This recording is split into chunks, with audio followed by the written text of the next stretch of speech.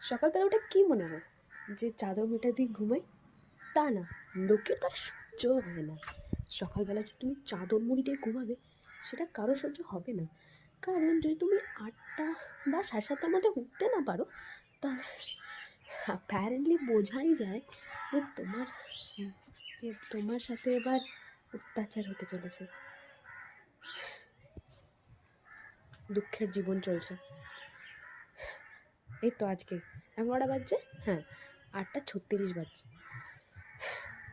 8:30 না, 8:30 নয়, 8:20 সময় ডাকার কোনো প্রয়োজন বোধ করলোই না কেউ।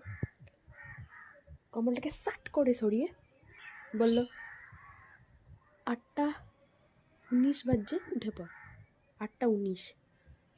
ঘড়ির দিকে তাকিয়ে তাকিয়ে দেখলাম 8:25 বাজছিল। আমার এত কান্না পাচ্ছিল নিজের অবস্থাটাকে দেখে, তোমাদেরকে বলেই বোঝাতে পারবো না। জানি না এই অবস্থাটা তোমাদের সাথে কাদের কাদের হয়, বাট আমার বাড়িতে তো মহাভারত লঙ্কাকাণ্ড হয়ে যায়। মহাভারত রামায়ণ তো যেমন আমার বাড়িতে রোজই চলে, সকালবেলা অন্তত, কিছুই বলার নেই।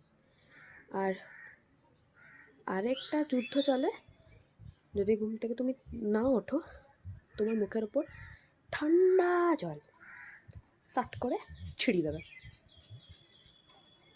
কে সহ্য করবে এসব? মানে এসব কার সহ্য ক্ষমতা আছে সহ্য করার? সহ্য শক্তি তো সীমা ছেড়ে গেছে আমার সহ্য আর হয় না, পারি না আমি করতে। কিন্তু কে বুঝবে? কারো বোঝার কোনো ক্ষমতাই নেই। কমেন্ট করে জানাও যে তোমাদের সাথেও কি আমার মতনই এরকম কেস চলে, নাকি আলাদাই অন্য কিছু।